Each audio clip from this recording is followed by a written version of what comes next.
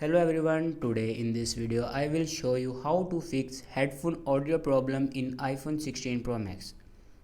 So first of all, before watching this video, don't forget to subscribe the channel and also press the bell icon.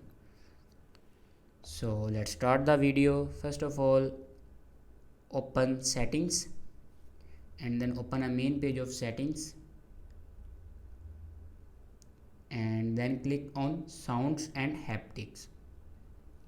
After clicking on sound and haptics, scroll down in last and here you can see the option headphone safety. Simply click on headphone safety and then you can see the option reduce loud audio. Then simply click on it.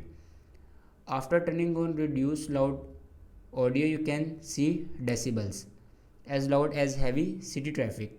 Like if you want to decrease decibel, it will 75 decibels. And you can increase your sound decibels to 100, and here you can select any you feel comfort, and after that you can test your headphone audio. And this is the way to fix headphone audio problems in iPhone 16 Pro Max. Thanks for watching this video.